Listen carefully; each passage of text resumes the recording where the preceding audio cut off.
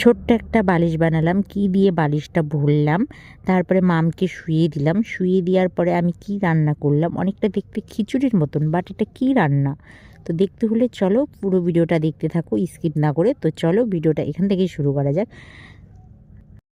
ভিডিওটা তো শুরু করে দিলাম, তার আগে তো এন্ট্রোটাই দিয়ে হলাম।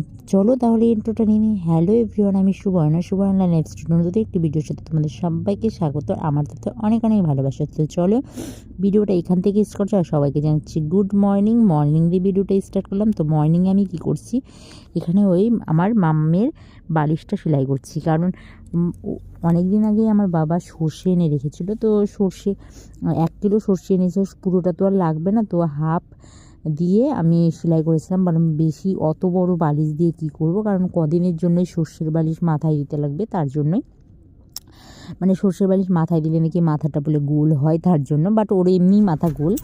আর বালিশটা কেমন হয়েছে অবশ্যই কমেন্টে জানিও আমাকে। তো তারপরে আমি সকালে বালিশটা সেলাই করার পরে তারপরে চা করে নিচ্ছি।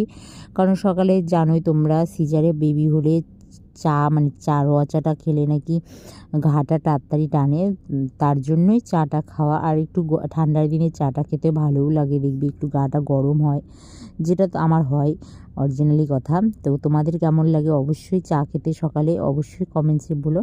আর এদিকে মাম ঘুমাচ্ছে, তো একটু মামকেও দেখিয়ে দিলাম। তারপরে আমি এখানে বিস্কুট নিয়ে নেবো, মাকে দুটো দেবো, আমি দুটো নেবো। আর সকালে মা ওদিকে দেখতেই পাচ্ছ যে ভাত বসিয়ে দিয়েছে, তো তার জন্যেই মানে দুটোই বিস্কুট খাবো, আর মুড়ি টুড়ি খাবো না। তো মা বললো তাও যে মুড়ি খা, আমি যে না মুড়ি খাবো না।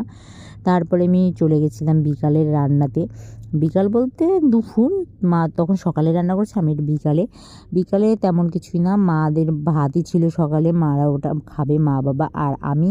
মা বললো কি তুই তাহলে ডালিয়াটা করে খা, কারণ অনেক দিন ধরেই ডালিয়াটাও একটু পড়ে আছে, কারণ অনেকগুলোই ছিল, সম্পূর্ণ খাওয়া হয়ে যাওয়ার পর আর আমার খেতে ইচ্ছা করছিল না ডালিয়া।